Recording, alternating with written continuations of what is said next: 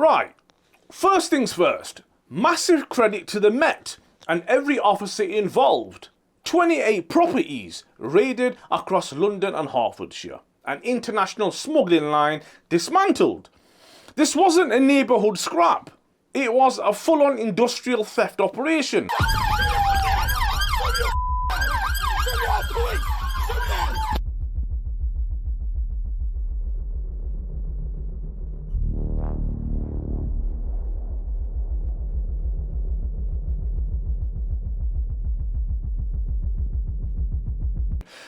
For viewers outside the UK, London wasn't just losing a few phones.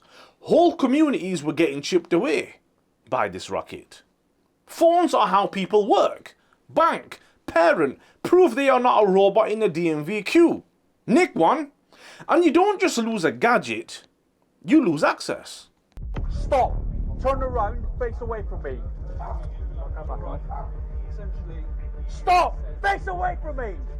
Same class. Stay there and show me your hands for a second. You're going to be detained on section 1 of the police criminal lady, that's right. Put your hand behind your back right now. This was important because it was systemic, not accidental. Reports say tens of thousands of devices were affected. The kind of scale that turns mugging into an industry. Courier routes, warehouses, export channels. That's money out of pockets, higher insurance premiums, more time on hold with customer support, and 1,000 tiny everyday headaches for victims.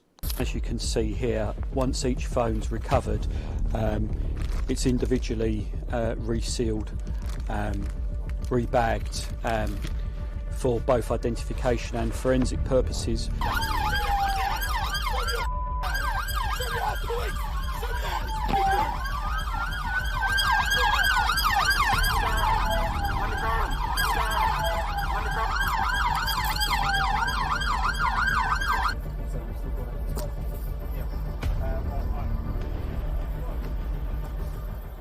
So when officers synchronized dawn raids, they weren't just seizing shiny toys. They were cutting off a profit machine, feeding criminals and harming ordinary people across London and beyond. Now, let's be honest.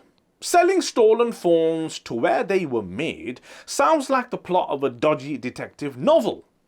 Why would they send them back to the factory, I wonder? Because apparently, freedom of the internet is worth more than a brand new screen protector. European phones are fully unlocked. Full Netflix, full chaos. Chinese grey market on the other hand, yes please, we'll have the one that speaks fluent Google. Imagine the gang pitch. Listen brothers, we'll nick it in Peckham, right? Ship it to Shenzhen, right? Profit.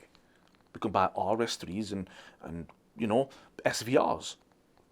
It's bold, it's inefficient, it's also apparently lucrative enough to justify synchronized dawn raids. Cue heroes in high vis. And a lot of very surprised burglars still in their slippers. So congratulations to the officers. That was proper police work. Intelligence, patience, logistics. A sting that would make Mission Impossible phone home. This is the sort of headline that restores your faith in the system. For approximately 14 minutes. Until you remember the court process exists. Here's the awkward bit. After all that effort, what happens next? A stern telling off? A suspended sentence? And a chance to perfect the export route? Or the classic, do a quarter of the time and graduate to full-time villainy? I'm not bitter. I just like my justice with a longer runtime than a Netflix ad. Anyways, cheers to law enforcement for actually catching the traffic, not just tweeting about it. Now, let's see if the courts match the cops' hustle. Because if they do, we'll be able to buy a phone without checking who it used to belong to. If they don't, well, keep your Find My iPhone handy. Peace.